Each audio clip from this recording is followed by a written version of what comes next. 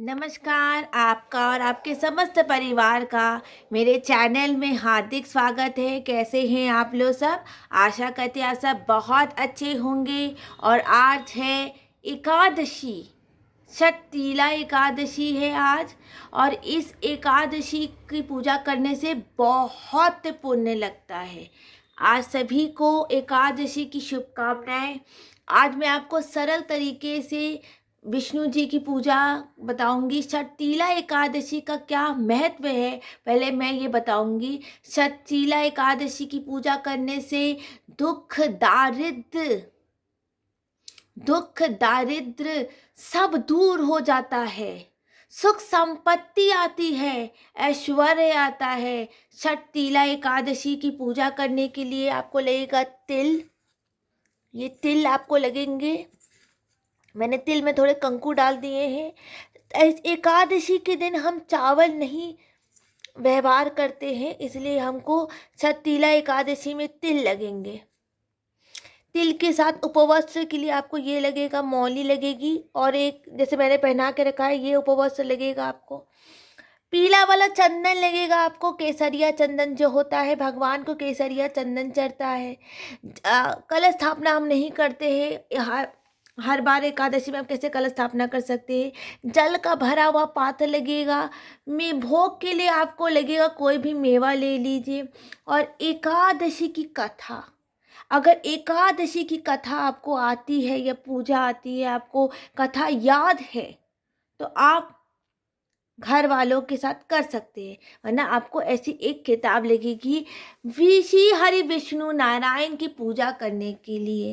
पहले हम गणेश जी का नाम लेंगे। वक्रतुंड महाकाय सूर्यकोटि समप्रभा निर्विघ्नं कुरु मे देव सर्वकारेषु सर्वदा। गणेश जी की स्थापना भी कर सकते हैं आप। गणेश जी की स्थापना होगा, अगर आपके मंदिर में गणेश जी हैं, जैसे आपके मंदिर में अगर गणेश जी हैं, तो फिर आप गणेश जी को मंदिर में ही रख के आप एकादशी की पूजा कर सकते हैं।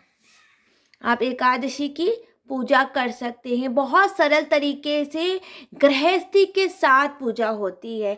हर महीने एकादशी आती है, और अगर आप व्रत नहीं कर सकते हैं एकादशी का आप व्रत नहीं कर सकते हैं, तो उस दिन कृपा करके फलाहार खा लीजिए।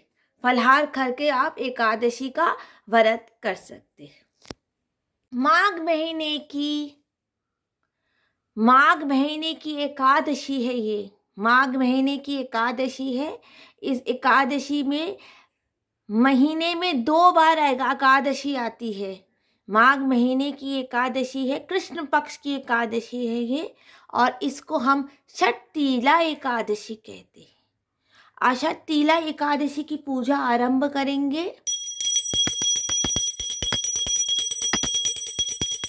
बोलो श्री हरि विष्णु जी की, लक्ष्मी जी की, लक्ष्मी नारायण जी की। बोलो श्री विष्णु जी की, लक्ष्मी जी की। और लक्ष्मी जी का नाम लेके विष्णु यार, इसकी पूजा करने से सारे दरिद्र दूर होते हैं, दारिद्र दूर होते हैं, सुख संपत्ति होती है, ऐश्वर्य होता है। पहले देखिए, जल का पात्र सबसे ज़्यादा जरूरी होता है। जितना आप मंदिर में जल भर के रखेंगे, उतना आपकी ज़िंदगी में सुख सौभाग्य ऐश्वर्य आएगा। जल की बहुत ज़्यादा ज़रूरत होती है। हमेशा मंदिर में जल भर के रखिए। एक फूल लेंगे, जो भी फूल आपके पास उपलब्ध हो। उससे पहले हम चौकी पवित्र करेंगे। पवित्र पवित्र वासवाय सूची, चौकी को हम पवित्र करेंगे। फिर फूल को हम यहीं पर रख देंगे भगवान के सामने। फिर एक फूल लेंगे और फिर संकल्प करेंगे पूरे परिवार का नाम लेकर, गोत्र अपना बोल के, सब परिवार जो आपके घर में रह रहे या परिवार वाले बाहर हैं, उन सब का हम नाम लेकर आज हम एकादशी की पूजा का संकल्प करके हम एकादशी की पूजा करेंगे। और ये संकल्प करके हम एकादशी की जो किताब है उसके ऊपर सामने ये एक संकल्प करके रख देंगे।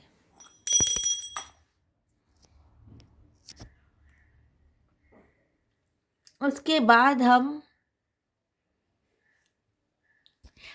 विष्णु जी और नारायण जी की पूजा करेंगे। हम नारायण और विष्णु जी की पूजा करेंगे, विष्णु जी की पूजा करेंगे और लक्ष्मी जी की साथ में हम पूजा करेंगे। पहले देखिए, हम भगवान को हाथ हमेशा हमारा शुद्ध रहना चाहिए, हाथ शुद्ध रहना चाहिए। और हाथ शुद्ध नहीं है तो आप जल से पहले हाथ को शुद्ध कीजिए। कोई भी वस्त्र में लगे गंदे हाथ, आपके हाथ शुद्ध जल हाथ से आप भगवान की पूजा करेंगे। पहले हम विष्णु जी की पूजा करेंगे, आवाहन करेंगे हम विष्णु जी का। गणेश जी मैंने आपको दिखाए, अगर आपके गणेश जी स्थापित हैं, गणेश जी, तो आप उसी की उनकी पूजा कर सकते हैं। पहले हम विष्णु जी की पूजा करेंगे। ओम हरि विष्णु, ओम श्री वैष्णवे नमः, अच्युतम केशवम नाम नारायण कृष्णा दामोदर वासुदेव हरि श्रीधरम माधवम गोपिका वल्लभ जानकी रामचंद्र बचे। सर्दियों में चंदन थोड़ा सा सूख जाता है, थोड़ा सा और जल डालेंगे, थोड़ा सा हम जल डालेंगे और चंदन को थोड़ा सा हम भगवान को लगाएंगे। श्री हरि विष्णु नारायण, नारायण विष्णु जी की, श्री हरि विष्णु नारायण की पूजा करेंगे। उसके बाद लक्ष्मी जी को हम कंकु लगाएंगे, विष्णु जी की हम पूजा करेंगे। कृष्ण भगवान को भी चंदन लगाएंगे, राधा रानी को भी चंदन लग सकता है। और फिर हम ये कृष्ण भगवान को, माँ को कंकु चढ़ाएंगे। हमेशा विष्णु जी की पूजा, गृहस्थी वाले हमेशा विष्णु जी के साथ लक्ष्मी जी की पूजा करनी चाहिए। लक्ष्मी, सुख, सौभाग्य, ऐश्वर्य, संपत्ति, दाम्पत्य जीवन, सबके लिए लक्ष्मी जी की पूजा करनी चाहिए। उसके बाद देखिए, इसमें थोड़ा सा कंकु के साथ हल्दी मिला हुआ, मेरा हल्दी लगाएंगे हम। राधा कृष्ण को भी हल्दी लगाएंगे। और देखिए, मैंने ना उपवस्त्र में भगवान को जनोई जोड़ा पहना के रखा है, पीला रंग का जनोई जोड़ा। हमेशा भगवान को एक उपवस्त्र पहना के रखना चाहिए। या तो आप ये मौली पहना सकते हैं, या तो फिर आप उपवस्त्र में ये जनोई, पीला जनोई जोड़ा, पीला जनोई जोड़ा आप भगवान को पहना सकते हैं। आपके पास अगर उपवस्त्र में कोई वस्त्र है तो आप वस्त्र कर सकते हैं, या तो फिर आप मौली चढ़ा सकते हैं। हम ऐसे मौली को भगवान विष्णु और लक्ष्मी जी को हम उपवस्त्र चढ़ाएंगे, हम उपवस्त्र चढ़ाएंगे माँ को, विष्णु जी और इसको, माँ को हम ऐसे उपवस्त्र चढ़ाएंगे। राधा कृष्ण को भी हम उपवस्त्र चढ़ाएंगे, हम राधा कृष्ण को भी उपवस्त्र चढ़ाएंगे। आप ऐसे जनोई जोड़ा भी चढ़ा सकते हैं। अगर आपका पीला जनोई जोड़ा है तो आप भगवान विष्णु जी को वैसे आप उपवस्त्र में चढ़ा सकते हैं। उसके बाद हम भगवान पे तिल छीटेंगे। भगवान पे आज छठ तीला एकादशी, तिल छीटने का बहुत महत्व है। आज हम भगवान पे तिल छीटेंगे। इस तरह भगवान पे तिल समर्पयामि। उसके बाद हम भगवान को, देखिए आपके घर में अगर गणेश जी हैं तो पहले गणेश जी को हम धुर्बा चढ़ाएंगे, गणेश जी को हम धुर्बा चढ़ाएंगे, गणेश जी को हम धुर्बा चढ़ाएंगे। उसके बाद हम राधा कृष्ण को पुष्प चढ़ाएंगे, लाल सुगंधित पुष्प चढ़ाएंगे। जितनी आपकी सामर्थ्य आप पुष्प चढ़ा सकते हैं भगवान को, सुंदर सुंदर पुष्प चढ़ाएंगे भगवान को। आपको कोई पाठ नहीं आता तो भगवान का नाम, नारायण अच्युतम केशवम राम नारायण कृष्णा दामोदर वासुदेव हरि श्रीधरम माधवम गोपिका वल्लभ जानकी रामचंद्र भजे। हरे कृष्ण हरे कृष्ण राधे कृष्णाय नमः, राधा कृष्णाय नमः, श्री कृष्ण गोविंदाय नमः, कृष्णाय वासुदेवा हरे परमात्मने परत क्लेश नाशाय गोविंदाय नमो नमः, परत क्लेश नाशाय गोविंदाय नमो नमः, कृष्णाय वासुदेवा हरे परमात्मा ने परत क्लेश नाशाय गोविंदाय नमो नमः। उसके बाद हम भगवान को नैवेद्य भोग करेंगे। भगवान को, आपके पास जो भी फलहारी कोई भी चीज़ हो आप भगवान को भोग कर सकते। तिल से बनी कोई सामग्री हो, तिल से बनी कोई सामग्री आप भोग कर सकते हैं। और सबसे सर्वश्रेष्ठ फल होता है केला। सर्वश्रेष्ठ आप भगवान को केला अर्पित कीजिए, सबसे सर्वश्रेष्ठ फल केला होता है। केला अर्पित कीजिए एकादशी की। और आज फलाहार है तो आपको फलाहारी चीज़ का भोग करना है, क्योंकि भगवान को आपको फलाहारी भोग करना है। हाँ, ऐसा ही आपको प्रसाद भोग करना है कि जिसका आप ग्रहण कर सके। एकादशी के दिन आप ग्रहण, कोई ऐसी मिठाइयाँ भगवान को भोग कर दीजिएगा एकादशी के दिन जो फलाहारी नहीं होगी, तो फिर आप वो प्रसाद कैसे ग्रहण करेंगे? कैसे खाने के पहले प्रसाद खाया जाता है, तो आप प्रसाद कैसे खाएंगे अगर वो प्रसाद अब फलाहारी नहीं होगा? कोई भी आप फलाहारी, अगर कुछ भी नहीं होता तो आप भगवान को मखाना भी भोग कर सकते हैं। मखाना, तिल से बनी कोई मिठाई भोग कर सकते भगवान को, लेकिन वो फलाहारी होनी चाहिए। फलाहारी मिठाई भोग करना चाहिए। फलाहारी अगर नहीं हो तो सेंधा नमक डाल के आप आलू भगवान को भोग कर दीजिए। पुष्प जितने भगवान को चढ़ाएंगे उतना, कोई भी अच्छे पुष्प हो आप भगवान को चढ़ा सकते हैं।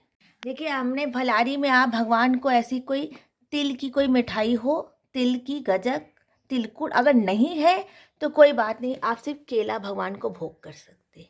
केला भोग कर सकते हैं भगवान को। और फिर आप एक पुष्प लेकर केले के आसपास ऐसे करके नैवेद्य समर्पयामि, नैवेद्यम समर्पयामि, नैवेद्य सर्व समर्पयामि।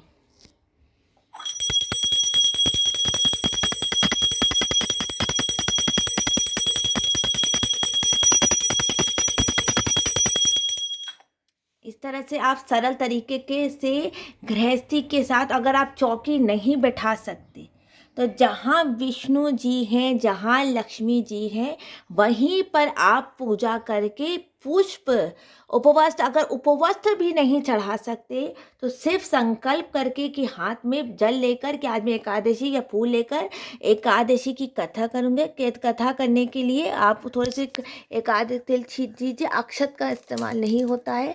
पुष्प समर्पयामि और चंदन लगा के जहाँ विष्णु जी हैं, जहाँ राधा कृष्ण आपके मंदिर में हैं, या तो आप किसी मंदिर में भी जाकर आप एकादशी की कथा पूजा कर सकते हैं। सब परिवार कर सकते हैं, परिवार के साथ कर सकते हैं। थोड़ा सा कोई जल ले लीजिएगा, भगवान को भोग का कोई सामान लेकर आप अच्छी तरह से पूजा कर सकते हैं। जय श्री कृष्ण। अगर घर में गोपाल जी हैं तो गोपाल जी को भी तिल से बनी हुई कोई मिठाई भोग करके, कोई भी फलहारी भोग करके, कदली फलम सर्वश्रेष्ठ होता है, कदली फलम भोग करके आप भगवान की पूजा कर सकते हैं।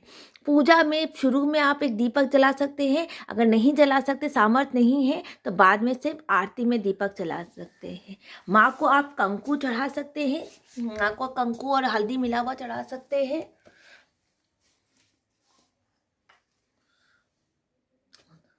ओम जय लक्ष्मी रमणा सत्यनारायण स्वामी जनपातक हरना, रतन जड़ित सिंहासन अद्भुत छवि राजे, नारद करत निरंतर घंटा धनि साजे, भगत वयो कलिकालन दिजकू दर्श दियो, बूढ़ो ब्राह्मण बनकर कंचन महालतियो, दुर्बल वील कास्मित बेचल, किस पर दया करी चंद वैश्वन सदा। सो फल भोग्य प्रभु जी, सो फल पायो हरि जी, फिसुति की निदाल बार संग राजा, मन में भक्ति करी वन वंचित वर्दिनो, सीन दलाल हरि चरत प्रसाद समायो, कदली फल मेवा धूप जाति सदृश, संपत्ति ठासे कैलासे जासे। अब वीडियो को यहीं पर मैं एंड करती हूँ। कृपा करके मेरे चैनल को लाइक कर दें, सब्सक्राइब कर दें। सरल और सरल तरीके से अब इस वीडियो को यहीं पर मैं एंड करती हूँ। सरल तरीके से एकादशी की मैंने आपको पूजा बताई, एकदम सरल तरीके से। रोग गृहस्थी के साथ एकादशी की पूजा होती है। हर महीने में 2 बार एकादशी होती है। आप एकदम सरल तरीके से बिना कोई सामग्री के भी आप एकादशी की पूजा कर सकते हैं। हर बार आपको पुंगी फलम ये सब चढ़ाने की ज़रूरत नहीं है। आपको मन है तो उपवास से चढ़ाइए, वरना सिर्फ संकल्प करके सब परिवार के साथ अब एकादशी की पूजा कर सकते। अब इस वीडियो को यहीं पर मैं एंड करती हूँ। कृपा करके मेरे चैनल को लाइक कर दें, सब्सक्राइब कर दें। जय श्री कृष्णा, राधे राधे। जय श्री कृष्णा, राधे राधे।